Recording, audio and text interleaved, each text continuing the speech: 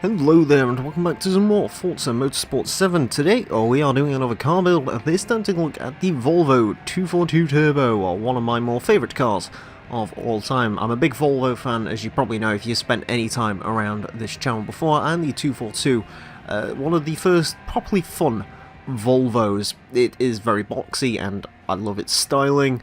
It's also very, very weird. I mean, yeah, the gear stick looks...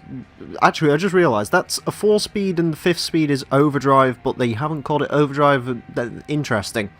Yeah, many gauges on this car. Of course, it's from the 1980s, so naturally you'd expect that. And yeah, those seats look ridiculously comfy. I really like this car. I really like it quite a lot. I was very happy when it came into Forza Horizon 3. Anyways, we are going to build one up today. Not quite sure what for yet. I'm looking around it. C-Class, probably. I would do a D-Class build, but there's not really enough room for upgrades in it to make it interesting, so we'll probably go C-Class. But before we fully decide, we will have a quick look at what we can do engine-wise. Probably not going to swap it. We could get a twin-turbo Skyline motor, the LS, not LS, and the NASCAR. Okay, was not expecting the NASCAR engine in this vehicle. We can drivetrain swap it to all-wheel drive. It is rear-wheel drive by standard. We'll probably keep it that way. Right, as far as this stuff goes, am I going to be wanting aero? The spotlights might actually be useful here because they add weight, which will give us some more PI to play with, so I might actually have those purely for that reason. I will have the mud flaps because the mud flaps are cool, and I'll have a roof scoop because roof scoops are cool, kind of. Do I want a rear wing? That's a weird angle to... Do I want a rear wing? I'll probably go no. Probably no. This car should be fine as it is. Tire-wise... street compound maybe? I might go for a homologation build on this actually. Haven't done one of those in a while. What can I have the tyres at? 225s. Okay. So that is a bit unfortunate. Can't go for bigger tyres. I'd probably go for the biggest tyres if I had unlimited reach, but never mind. So we're pretty much up to homologation standards now. Right. Ooh, God, this D-pad's a little bit sensitive. Using a completely different controller to what I used last time because my Gen 2 Xbox One controller is a little bit, well, broken. So I'm using a Gen 1, which it's pretty much the same, but some of the controls are a bit lighter and some of them are a bit cheaper. So, yeah, not quite as good. Rigidity, we're putting this thing up into B-Class, so we're probably going to want a decent amount of rigidity. And weight reduction, we'll do all of that, actually. If we're going homologation, we only have 300 horsepower that we can utilise with this car, so... Yeah, I'm not actually... Oh, wow, PI-wise, we are actually going to climb up quite quickly. 292... Go for exhaust. Okay, I might actually have to take some of the decorative bits off of this car. Apparently we can't make exactly 3... Okay. Right. Obviously don't want anything that's going to add weight then. I want stuff that will remove weight off it. What class is this in? I don't know if I can tell somewhere. I'm probably just being stupid. Right. We will chuck all of this in then.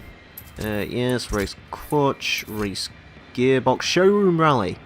So we're going to be up against Evos and stuff.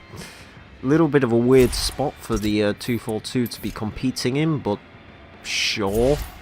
I mean, sure. Right. Oh, I've already got all of that. Apparently I applied it. So the question is, roll cage... Oh wow, that does actually put the PI up. Purely because I need to find PI somehow, I will put that in. This girl's pretty much fully upgraded. So, what will give us the final PI? Probably... Apparently not having the mud flaps. I kind of want the mud flaps though. That isn't making any difference. If we put a wing on it, that is actually decreasing the PI. Okay. Unless I go full front aero. I might go full front aero. So if I put that on, and then take the wing. 524. Now I'm probably going to have to take the mud flaps off, unfortunately. Okay, so this car doesn't look quite as cool as it once did, but it is going to make PI now, without an engine swap or drivetrain swap.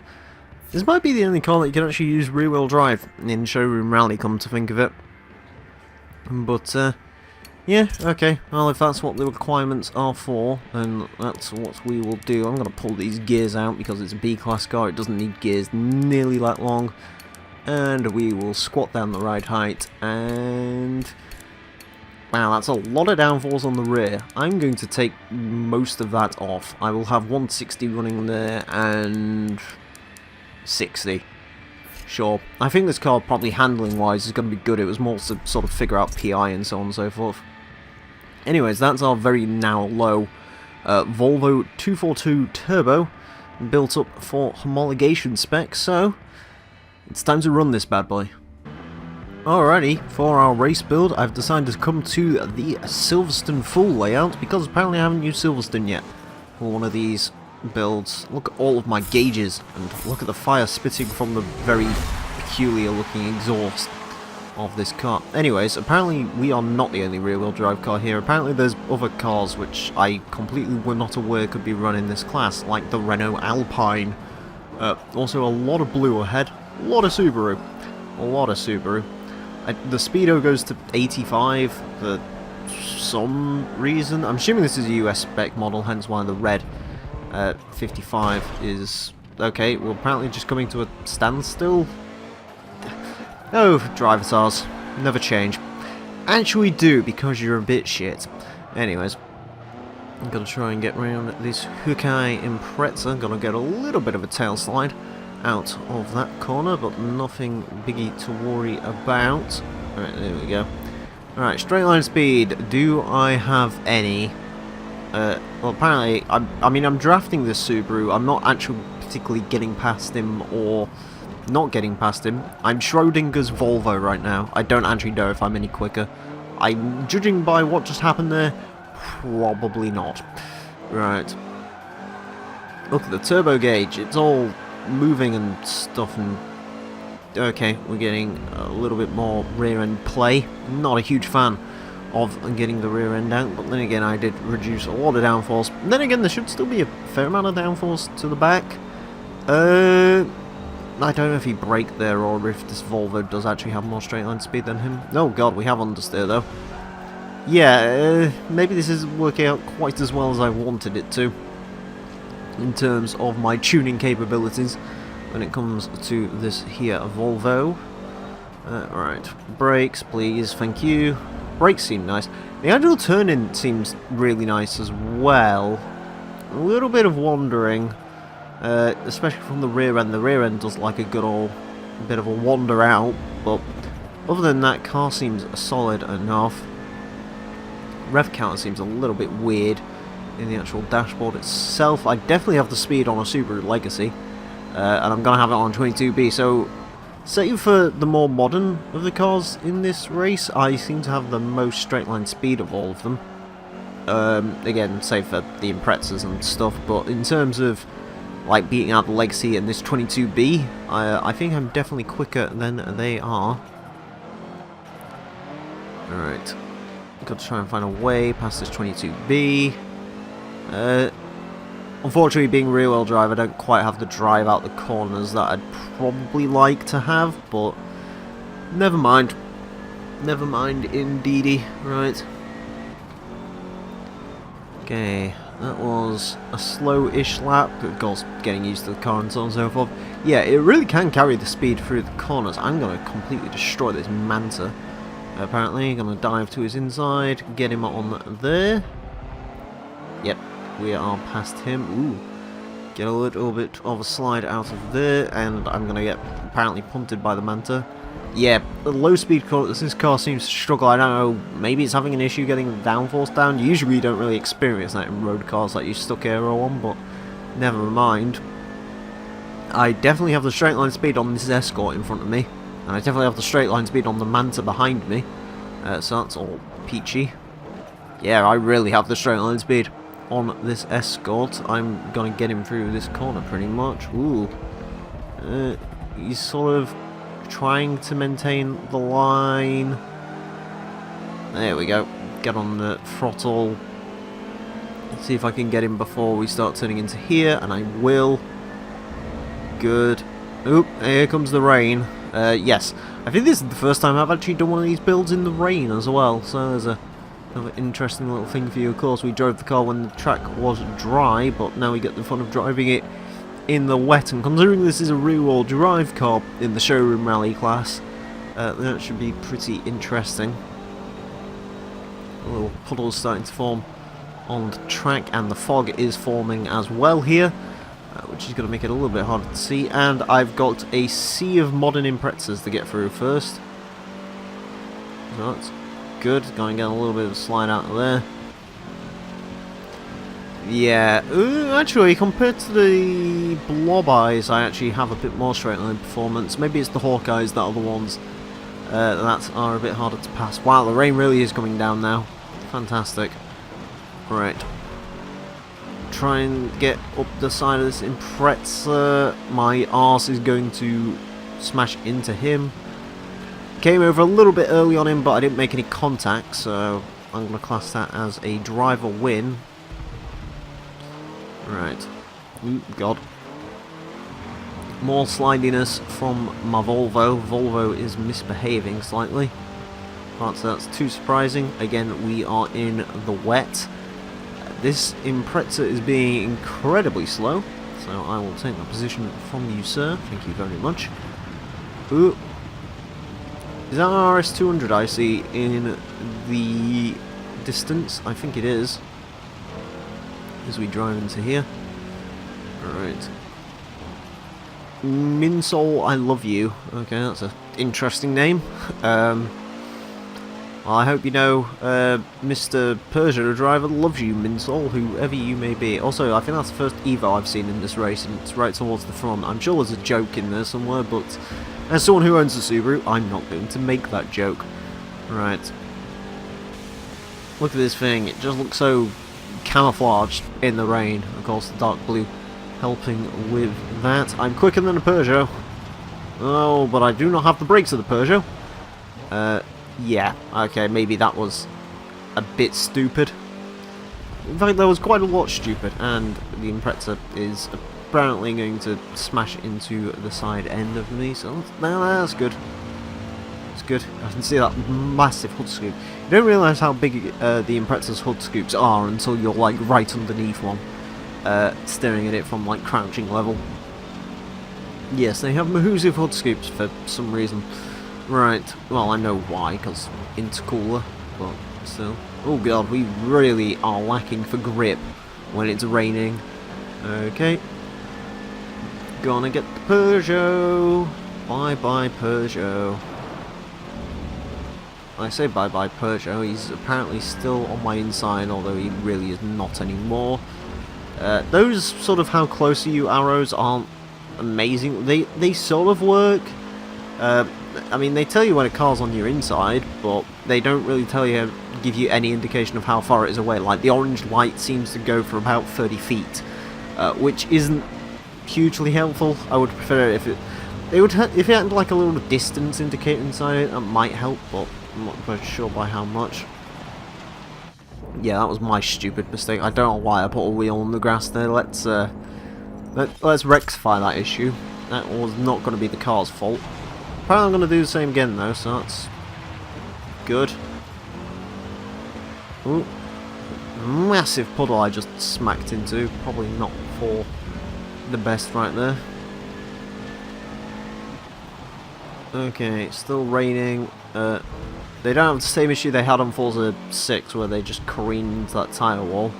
Or I don't know if they did that in normal cars. I know for a fact they did it in F1 cars. The rain seems to be slowing down here though, which is nice. I'm gonna get the Evo 6. Good. Up into 4th place. We're probably gonna win this race, to be honest with you. I think I made this race a little bit too long. Of course, playing with the driver tiles on the one underneath Unbeatable. Can't remember what it's called. I refuse to play with them on Unbeatable because they are broken, basically. Ooh, the track looks very pretty now. All the lighting engine and whatever. Alright. Can you stop trying to bully my Volvo?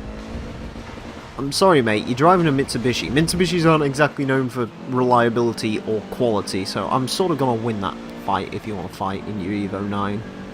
I mean, you are driving second best Evo, but first best Evo's behind you, so...